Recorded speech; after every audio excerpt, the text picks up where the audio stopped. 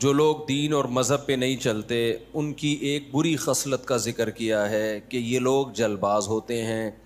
اذا مسہ الشر جزوعا، جب انہیں کوئی غم پہنچتا ہے تو بے صبرے ہو جاتے ہیں، مایوسی میں جانے لگتے ہیں.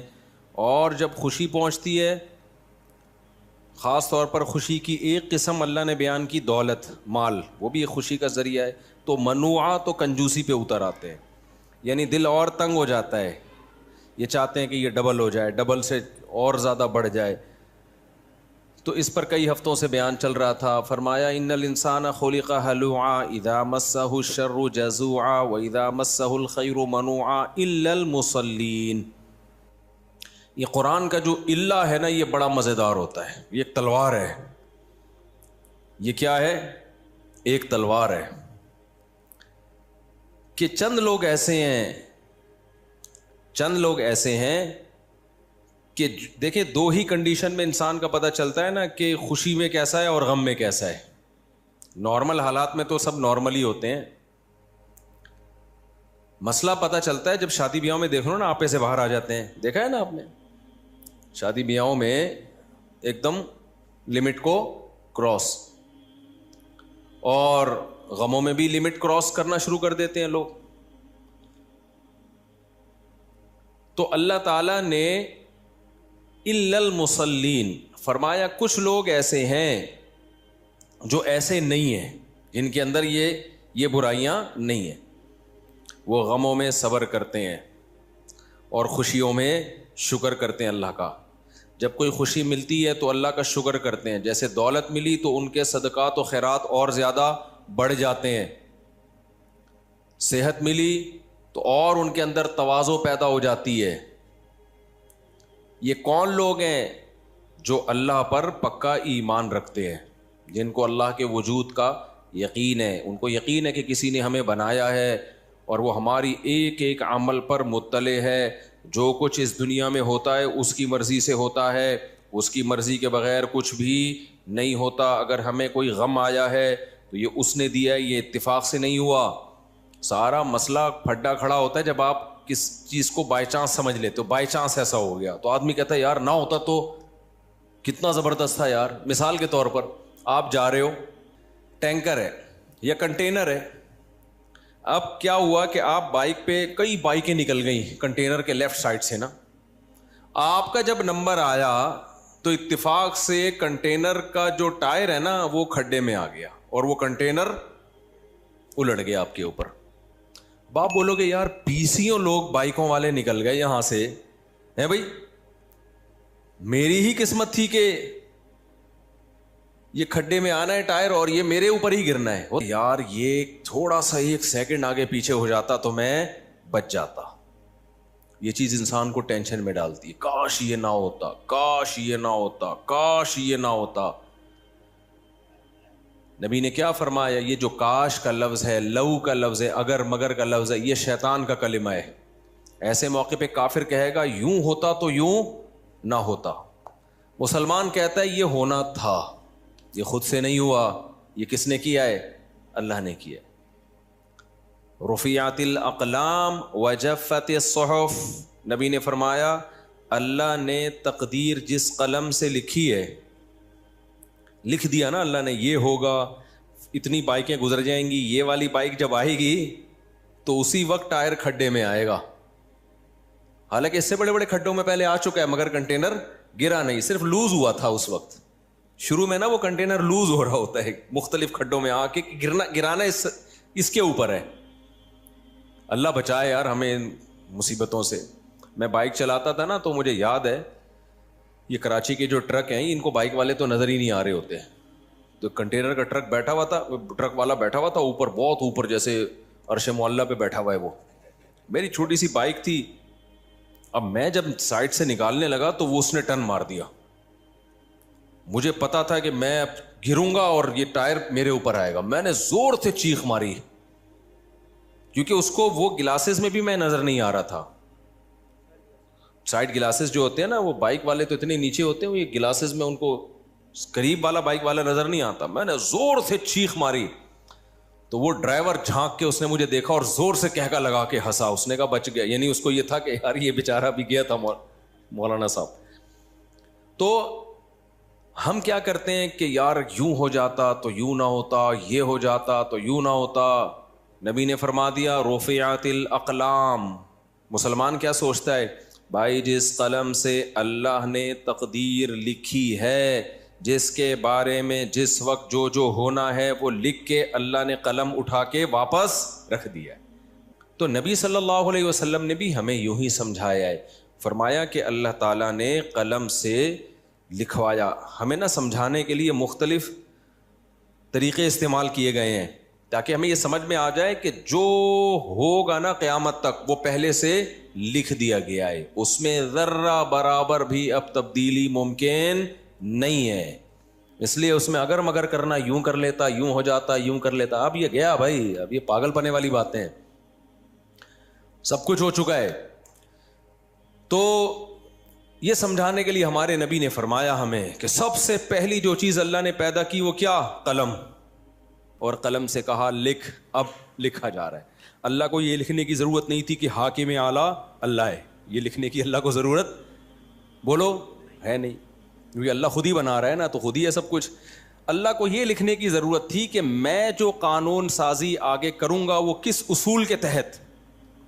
جیسے پاکستان میں لکھ دیا گیا حاکم اعلیٰ اللہ ہے, اور یہ اس میں مولانا شبیر احمد عثمانی کی بڑی ایفرٹس ہیں, سمجھتے ہو. اور صبح و شام علماء دیوبند کو گالیاں لوگ دینے والے بہت ہیں, لیکن اس میں علماء کی قائد اعظم سے ملاقاتیں تھیں اور ان کی محنت تھی, جس کے نتیجے میں سب سے پہلی شق کیا آئی ہے, حاکم اعلیٰ کون ہے, اللہ ہے. یہ بڑا خاندانی کام علماء نے کروا لیا تھا, بر صغیر کے علماء نے. تو اب اسی شق کے نیچے سارے اصول طے ہوں گے. تو اللہ میاں نے کیا کیا بھائی, اللہ نے کہا میرا تو کوئی اسمبلی نہیں ہے, میں خود ہی قانون بنا رہا ہوں کہ اس کو کیسے چلایا جائے گا. تو اللہ میاں نے اپنے آپ کو پابند کیا سب سے پہلے کہ میں جو قانون سازی کروں گا, جو میرے بندوں سے معاملات ہوں گے, مخلوق سے معاملات ہوں گے, وہ اس اصول کے تحت ہوں گے. وہ اصول اللہ نے کیا لکھا, سبقت رحمتی غضبی, میری رحمت میرے غصے پر غالب رہے گی. کیا مزہ آ گیا کہ نہیں آ گیا. اللہ نے یہ نہیں لکھا, اگر لکھ دیتے مجھے غصہ ہی نہیں آئے گا تو پھر سب کچھ ہمارے لیے حلال ہو جاتا. نہ قوم عاد تباہ ہوتی, نہ قوم سمود تباہ ہوتی, قوم لوط ابھی تک چل رہی ہوتی, اللہ بچائے. اس قانون کی ہمیں ضرورت ہی نہیں ہوتی کینسل کرانے کی. کیا خیال ہے؟ تو پھر تو سارے جرائم ہوتے, کوئی سزا ہی نہیں ہوتی. تو اللہ نے یہ نہیں کہا. پھر اللہ یہ بھی کہہ سکتے تھے کہ میرا غصہ میری رحمت پہ غالب ہوگا. رحمت بھی ہوگی, غصہ بھی ہوگا, لیکن غصہ زیادہ ہوگا, رحمت کم, تو بھی ہمارا پروگرام برباد ہو چکا ہوتا. کیونکہ کوئی نہ کوئی غلطی تو ہر ایک سے ہوتی ہے.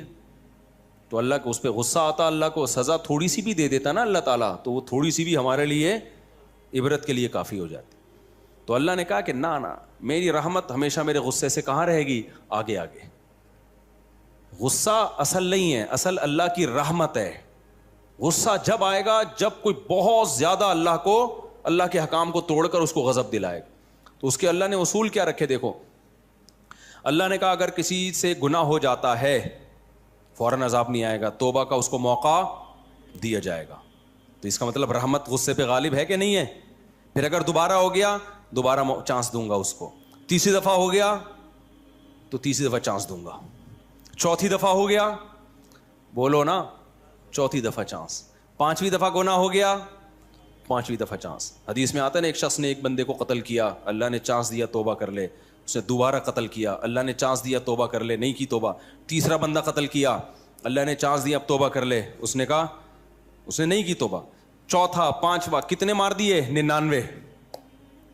99 کے بعد اس کو خیال آیا کہ یہ تھوڑا سا مناسب کام مجھ سے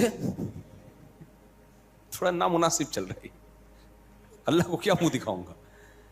ایسا نہ ہو کہ آپ میں سے بھی کوئی کہے کہ چلو کرتے رہو, آخر میں توبہ کریں گے. ہزاروں میں ایک آدمی ہوتا ہے جس کو اتنے جرائم کرنے کے بعد توبہ کا خیال آئے, ورنہ 99% کو توبہ کا خیال نہیں آتا. اس لیے شروع میں ہی بچ جاؤ, شروع میں ہی بچ جاؤ. گناہ کر کے توبہ بڑا مشکل کام ہے, گناہ سے بچنا آسان ہے, کر کے توبہ کرنا مشکل ہے, کیونکہ لت پڑ جاتی ہے اس گناہ کی.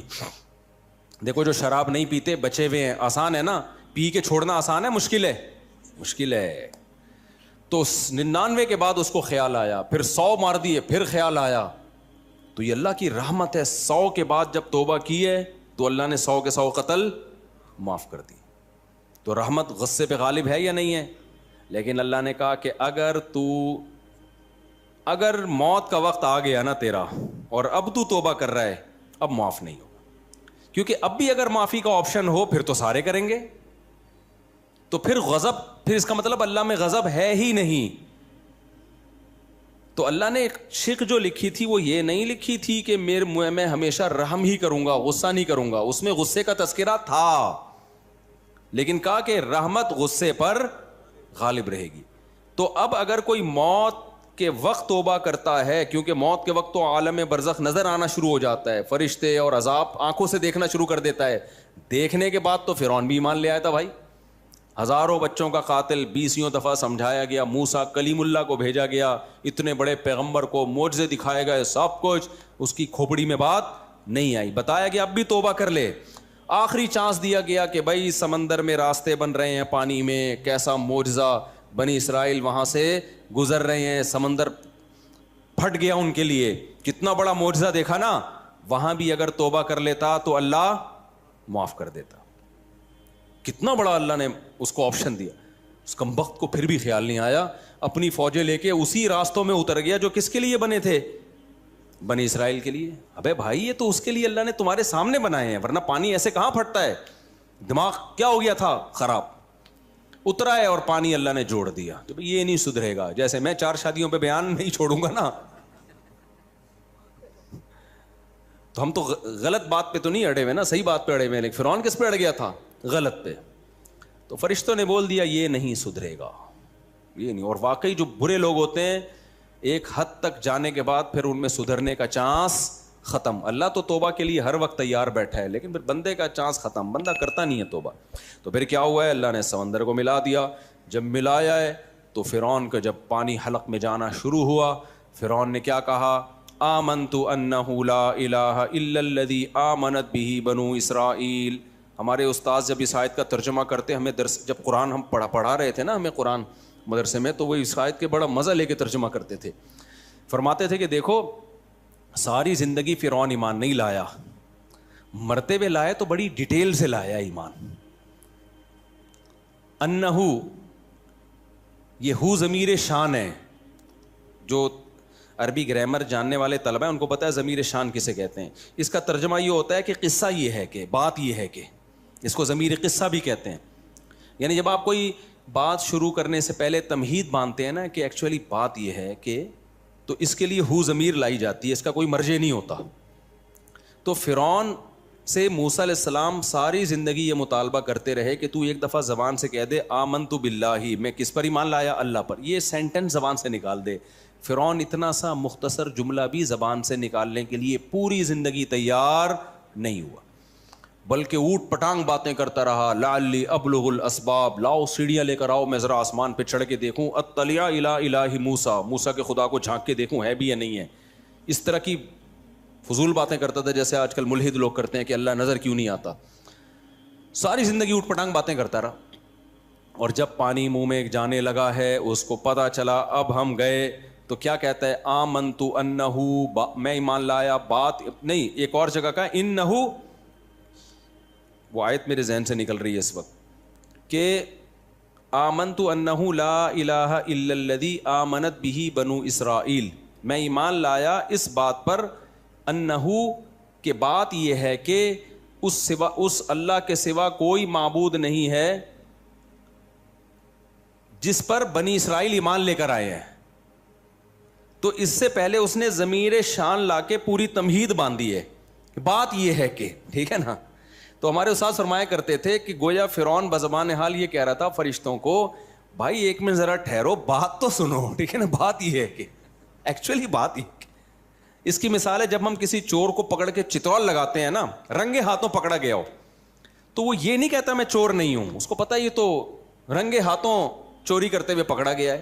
تو وہ کیا کہتا ہے, بھائی بات یہ ہے کہ بات تو سنو یار, یعنی تم کچھ تھوڑے ٹائم کے لیے رکو گے تو میں آگے ایکسپلین کروں گا. تو یہ بات یہ ہے کہ مطلب یہ ہوتا ہے بات آگے آ رہی ہے تو مجھے مارو نہیں, پہلے ذرا میری بات سنو, پھر وہ آگے کوئی بھی کہانی بنا رہا ہوتا ہے کہ ٹھیک ہے میں نے یہ چیز اٹھائی ہے لیکن ایکچولی ہوا یہ تھا, یہ کچھ بھی کس سے سنائے گا نا آگے. لیکن وہ جو بات شروع کرتا ہے وہ کس سے کرتا ہے؟ بھئی بات یہ ہے کہ بات تو سنو, بات تو جیسے گھر میں جھگڑا ہو رہا ہوتا ہے نا, آپ کہتے ہیں بات تو سنو, ریلیکس, آر یو ریلیکسنگ. وہ ایک آدمی سمندر کے کنارے لیٹا ہوا تھا تو ایسے کرتا پہن کے نا بڑے مزے سے, تو ایک شخص گیا آر یو ریلیکسنگ, اس نے کہا نو. اس کو بڑا اشکال ہوا کہ ریلیکس تو کر رہا ہے, پتہ نہیں کیوں منع کر رہا ہے کہ آئی ایم ناٹ ریلیکسنگ. دوسرا گیا آر یو ریلیکسنگ, کہتے ہیں نو آئی ایم ناٹ ریلیکسنگ. تو پھر تو کیا کر رہے ہیں یہاں اتنے مزے سے لیٹا ہوا ہے, ہم تو یہ سمجھ رہے ہیں کہ ریلیکس ہو رہا ہے تو. تیسرا آیا are you relaxing, no I am not relaxing. چوتھے نے بولا بھائی اتنے لوگ آ کے تجھ سے پوچھ رہے ہیں آر یو ریلیکسنگ تو تو بول دے. کہتے ہیں میں I am Sanjeet Singh, I am not relaxing. نہیں یہ بات میرا خیال ہے سمجھ. کہتے ہیں آئی ایم سنجیت سنگھ بھائی, آئی ایم ناٹ ریلیکسنگ. تو یہ خیر بیچ میں ویسے ہی ایک رائتا اور چٹنی کے طور پہ آپ نے دیکھا ہوگا جب کھانا چل رہا ہوتا ہے تو بیچ میں چٹنی کے طور پہ, اس کا بیان سے کوئی تعلق نہیں ہے. تو فرعون نے کیا کہا, بھائی تھوڑا ریلیکس, کیا کرو بھائی ریلیکس ریلیکس, ابھی کیوں ڈبو کے مجھے مار رہے ہو یار, تھوڑا کیا کرو ریلیکس. بات یہ ہے کہ اس کا مقصد کیا تھا, تھوڑا فرشتوں کو کیا کرنا چاہ رہا تھا, ریلیکس. تو بات یہ ہے کہ پوری ڈیٹیل کے ساتھ, تو بھائی اب بھی اگر اللہ معاف کر دیتا نا تو اس کا مطلب پھر یہ ہوا کہ اللہ میں غضب ہے ہی نہیں, اللہ کی صفت انتقام کی آپ نفی کر رہے ہو. کیونکہ ایسے موقع پہ تو سب ہی توبہ کر لیتے ہیں, جب قبر کا عذاب اپنی آنکھوں سے دیکھیں گے, برزخ کی وحشت اپنی آنکھوں سے دیکھیں گے, تو بھائی پھر تو سب ایمان لے آئیں گے. تو اس لیے اللہ نے ایک اصول اور ضابطہ بنا دیا, موت سے پہلے واپسی کا آپشن ہے. کچھ بھی کر لو اللہ اپنے در سے مایوس نہیں کرے گا, کچھ بھی کر لو. لیکن جب موت قریب آ گئی نا اور اس جہان میں ٹرانسفر ہونا شروع ہو گئے, اب نہیں ہوگا. پھر اللہ کا اصول اتنا سخت ہے, اللہ کہتے ہیں اگر ساری دنیا کی ساری دولت دے کے بھی عذاب سے جان چھڑانا چاہے گا جان نہیں چھوٹے گی. تو یہ لا اللہ نے کیا کر دیا, بولو, لکھ دیا. آگے سارا اسی اصول کے تحت اللہ نے قانون سازی. تو بات اس پہ چل رہی تھی کہ انہی میں اللہ نے لکھ دیا تھا کس کا جو ہے نا ٹرک اتنی بائکیں گزر جائیں گی, اور جب یہ گزرے گا تو جو کھڈوں میں ٹائر آ کے اوپر کا کنٹینر لوز ہوا تھا نا تو وہ اسی سلسلے میں لوز ہوا تھا. ٹھیک ہے صحیح ہے, وہ ہم نے لوز کس سلسلے میں کیا تھا, اس سلسلے میں کیا تھا کہ اس کے اوپر گرے, اس کو مارنا تھا ہم نے. تو اب جب اللہ بچائے ہم سب کو ایسے حادثوں سے, تو پھر ہم کہہ رہے ہوتے ہائے یوں ہوتا تو یوں ہوتا. بھائی جو مقدر میں تھا ہو گیا. ہاں اسلام یہ نہیں کہتا کہ آپ کھڈوں کے خلاف آواز نہ اٹھائیں کہ یہ کھڈا تو مقدر میں لکھا ہوا تھا اور اس کنٹینر نے تو گرنا تھا. ہم تو چونکہ اسباب کے مکلف ہیں اس لیے ہم نے اسباب کامیابی کے اختیار کرنے ہیں. کامیابی نہ ہو تو ہم نے کیا کرنا ہے, صبر کرنا ہے. سمجھتے ہو کہ نہیں سمجھتے ہو, اسباب تو کامیابی کے اختیار. تو حکومت کے خلاف تو احتجاج ہوگا. میں بار بار نا لوگ میرے بیانات کو چلا رہے ہیں وہ کہ میں نے کہا ہے نا کہ حکومت کے خلاف بغاوت جائز نہیں, تو لوگ کہہ رہے ہیں دیکھو بنگلہ دیشیوں نے بغاوت کی تو کامیاب ہو گئے. ہم مسلح بغاوت کے قائل نہیں ہیں, بنگلہ دیشیوں والی بغاوت کے ہم خلاف نہیں ہیں. وہ والی تو کرو, اس سے تمہیں کس نے منع کیا ہے, ٹھیک ہے نا. نہیں آئی میرا خیال ہے بات. میرے بیان پہ بہت سارے لوگ یہ کمنٹس کر رہے ہیں کہ مفتی صاحب کہتے ہیں اسٹیٹ کے خلاف بغاوت مت کرو. تو دیکھو مفتی صاحب اسٹیٹ کے پٹھو بن گئے, اور مفتی صاحب نے کہا جو بغاوت کامیاب نہیں ہوتی اس میں خون خرابہ ہوتا ہے. تو دیکھو حسینہ واجد کے خلاف بغاوت ہوئی نا بنگلہ دیش میں, کامیاب ہوئی کہ نہیں ہوئی, اور بنگلہ دیش کا اس کو فائدہ کتنا ہوا. کتنے جماعت اسلامی کے پرانے بوڑھے جو جیلوں میں پڑے ہوئے تھے چھوڑ دیے گئے, ان کی جان بخشی ہو گئی. اور ایک ایسی حکومت آ گئی جو انڈیا کے کنٹرول میں نہیں ہے. پہلے تو پورا انڈیا ہی چلا رہا تھا اس کو, تو ایک آزاد حکومت آ گئی وغیرہ وغیرہ. دیو مفتی صاحب کی بات غلط ثابت ہو گئی. مفتی صاحب کی بات آپ نے سمجھی نہیں ہے تو غلط کہاں سے ثابت ہو گئی. مفتی صاحب جو میں کہہ رہا ہوں کہ بغاوت مت کرو, اس سے ٹھاٹھا والی بغاوت ہے, مسلح دھماکے, اس سے قتل و غارت ہے, لوگوں کی لاشیں بکھریں گی, لوگوں کا نقصان ہوگا. اور پھر گورنمنٹ بھی کرے گی سب کچھ, اسٹیبلشمنٹ کرے گی تمہارے خلاف, قتل و غارت کا بازار کم ہونے کے بجائے گرم ہو جائے گا. پھر اس کا فائدہ کون اٹھائے گا؟ اسلام دشمن قوتیں ہیں. تو یہ آپ کے ہاتھ, باغیوں کے ہاتھ میں نہیں آ جائے گا یہ ملک, یہ چلے جائے گا اسلام دشمن قوتوں کے ہاتھ میں. باقی جو بنگلہ دیش والوں نے احتجاج کیا ہے وہ بندوق و بموں والا احتجاج نہیں ہے, اس احتجاج کے تو ہم قائل ہیں. کراچی کی عوام وہ والا احتجاج نہیں کر رہی, تبھی تو پٹ رہی ہے. سمجھ میں آ رہی ہے بات کہ نہیں آ رہی؟ تو تمہارے گٹر کے ڈھکن کبھی بھی نہیں لگیں گے, تم ڈھکن لے زندگی میں ہی کراچی والوں زندگی گزارو تم. یہ احتجاج کو تو ہم قائل ہیں بھائی, یہ والا تو کرنا چاہیے. ہاں ہم مسلح احتجاج کے قائل نہیں ہیں, دھماکے شماکے مت کرو, بم کی باتیں مت کرو, طاغوت کے خلاف اٹھو, لیکن یہ والا اٹھنا نہیں کہ اسلحہ لے کے اٹھ کے, یہ تو بڑا مسئلہ ہوگا. اور یہ جو تمہیں ترغیبیں دے رہے ہیں نا, یہ جو تمہیں ترغیبیں دے رہے ہیں, یہ مارکیٹ سے ہو جائیں گے شارٹ اور تمہیں پھنسوا دیں گے. ماضی میں دیکھ لو جنہوں نے بھی یہ کچھ کیا, جو تحریکیں چلانے والے لوگ تھے وہ محفوظ ہیں, اور نیچے کی سارے پبلک کو انہوں نے مصیبت اور عذاب میں ڈال دیا. تو یہ بڑے مسئلے ہوتے ہیں اس کی. تو مسلح بغاوت کے ہم قائل نہیں ہیں, باقی احتجاج تو آپ کا حق ہے بھائی, اسے تو یہ تو نہیں ہو رہا تبھی تو نقصان ہو رہا ہے. ابھی حافظ نعیم صاحب نے بھی کیا تھا نا, دھرنے ورنے ہو گیا نا, اس کے کچھ مکے ہو گئے نا, تو اس کے تو ہم قائل ہیں بھائی, بیٹھو آپ جا کے کہیں بھی. تو عوام تو یہ بھی نہیں بیٹھ رہی. اب بلوں کے خلاف پرامن احتجاج کیا حافظ نعیم صاحب نے, اس کا فائدہ ہوا ہے, تو اس احتجاج کے ہم خلاف نہیں ہیں, اس کے تو بھرپور ہونا چاہیے اس ٹائپ کے احتجاجات. تو خیر, تو اب مسلمان کیا کرتا ہے میرے بھائی؟ مسلمان دیکھتا ہے کہ جب کوئی حادثہ ہو گیا تو وہ اگر مگر نہیں, وہ کہتا ہے یہ اتفاقی نہیں ہے. جب اللہ نے لوح محفوظ میں لکھا تھا تو اس میں ایک ایک پتا کا ہلنا بھی لکھا ہوا ہے. اس میں ایک درخت کا پتا ٹوٹ کے جو گرتا ہے نا, وہ بھی اس تقدیر کے بغیر نہیں ہوتا. تو جب ہے تو پھر مسلمان کیا کرتا ہے؟ یہ اتفاقی نہیں ہے. یہ کس نے دیا ہے؟ یہ غم بھی کس نے دیا؟ اللہ نے. یہ خوشی بھی کس نے دی؟